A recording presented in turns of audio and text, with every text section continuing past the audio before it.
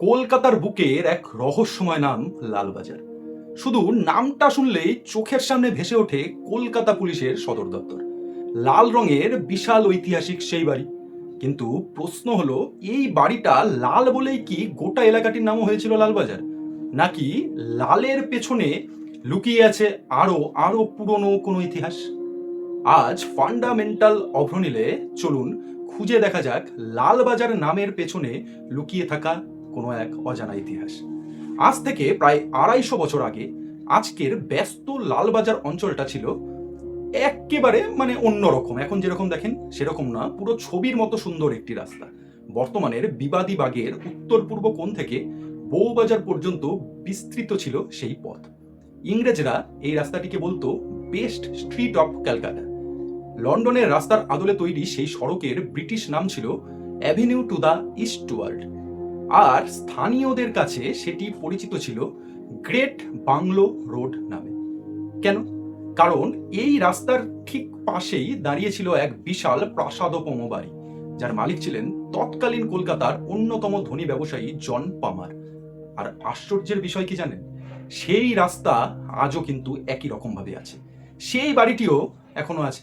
১৩টি বিশাল আর্চ আর পোরবন্দর থাম সম্বলিত দক্ষিণমুখী চারতলা সেই ঐতিহাসিক বাড়িতেই আজ রয়েছে কলকাতা পুলিশের সদর দপ্তর বা হেডকোয়ার্টার, যার ঠিকানা ১৮ লালবাজার স্ট্রিট। কিন্তু প্রশ্ন একটা থেকেই যায়, এই লালবাজারের নামটা এলো কোথা থেকে? এই নামকরণ নিয়ে ইতিহাসবিদদের মধ্যে কিন্তু বেশ মতভেদ রয়েছে। এক একজনের এক এক রকম মত। প্রথম মতটি বলছে পুরনো ফোর্ট উইলিয়ামের কাছে ছিল একটি লাল রঙের বাড়ি বা দুর্গ। সেই দুর্গের প্রতিফলন পড়তো লাল দিঘির জলে, আর সেই থেকেই নাকি এই এলাকাটির নাম হয়ে যায় লালবাজার। আবার কেউ কেউ বলেন তৎকালীন পুলিশ কনস্টেবলদের লাল পাগড়ির কারণেই এই লালবাজার নামটি। তবে এই মতটি নিয়ে যথেষ্ট কিন্তু সন্দেহ আছে, কারণ ইতিহাস যেটা জানাচ্ছে যে বাড়িটির নাম লালবাজার হওয়ার অনেক পরে কনস্টেবলরা কিন্তু এই লাল বাড়ির জন্য লাল রঙের পাগড়ি পরা শুরু করে। আরও একটি জনপ্রিয় ধারণা জড়িয়ে আছে, যেটা হলো সাবর্ণ রায়চৌধুরীদের সঙ্গে। অনুমান করা হয় বর্তমান লালবাজার এলাকায় এই সাবর্ণ রায়চৌধুরীদের একটি কাছারি বাড়ি ছিল। দোল উৎসবের সময় লাল দিঘি এবং আশেপাশের এলাকা আবির কুমকুমে লাল হয়ে উঠত। সেই থেকেই নাকি লালবাজারের এই লাল নামটির উৎপত্তি। শুনতে বেশ রোমান্টিক লাগলেও এই তত্ত্বেরও কিন্তু একটি দুর্বলতা আছে, কারণ সাবর্ণ রায়চৌধুরীরা ছিলেন বংশ পরম্পরায় শাক্ত অর্থাৎ কালী দেবীর উপাসক। তাই বৈষ্ণবদের দোল উৎসব নিয়ে তারা কতটা মাতামাতি করতেন তা নিয়ে কিন্তু একটা সন্দেহ বেশ ভালো রকমভাবে থেকে যায়। এবার আসা যাক আরেকটি গুরুত্বপূর্ণ তথ্যে। কি ছিল সেটি? রেভারেন্ড জেমস লং মনে করতেন যে লাল ইটে তৈরি মিশন চার্চ অর্থাৎ লাল গির্জার নাম থেকেই এসেছে এই লালবাজার নামটি। এই লাল গির্জাটি নির্মাণ করেছিলেন বাংলার প্রথম প্রোটেস্ট্যান্ট পাদ্রী, যার নাম ছিল জন জাকারিয়া ক্যারেন্ডার, ১৭৬৮ সালে। কিন্তু এখানেও একটি সমস্যা আছে, কারণ ইস্ট ইন্ডিয়া কোম্পানির নথিতে যেটা দেখাচ্ছে যে ১৭৪৫ সাল থেকেই কিন্তু লালবাজারের নামের উল্লেখ পাওয়া যায়। অর্থাৎ গির্জাটি তৈরিরও অনেক অনেক আগে থেকেই এই লালবাজার নামটি বেশ ভালো রকমভাবে প্রচলিত ছিল। ১৭৫১ থেকে ১৭৫৬ সালের মধ্যে কলকাতার কালেক্টর ছিলেন জন হলওয়েল।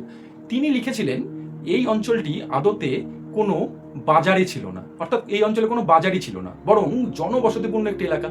তার তথ্য অনুযায়ী এখানে ছিল প্রায় ১০ বিঘা ৯ কাঠা জমি এবং প্রায় ৮১টি বাড়ি।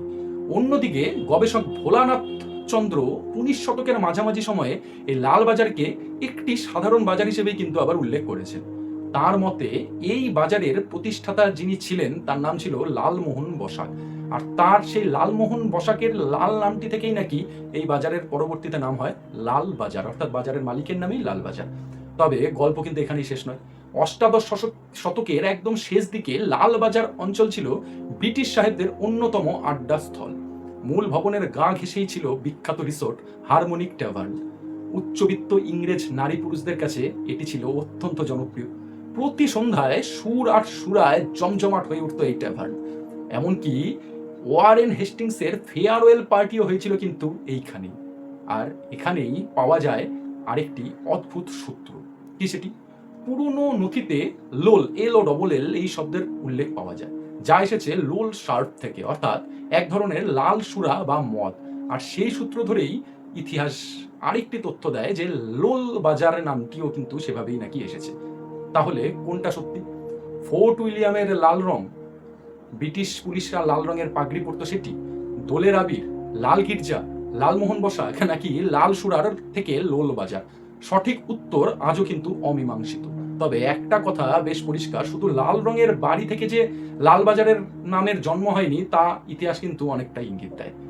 আর এটাই তো আমাদের কলকাতা, যার অলিতে গলিতে ইটকাট পাথরের মধ্যে লুকিয়ে রয়েছে নানা রহস্য। নমস্কার, আমি অভ্রনীল, আপনারা শুনলেন ফান্ডামেন্টাল অভ্রনীল। দেখা হচ্ছে নতুন আরেকটি ভিডিও নিয়ে। ততক্ষণ ভালো থাকুন, সুস্থ থাকুন।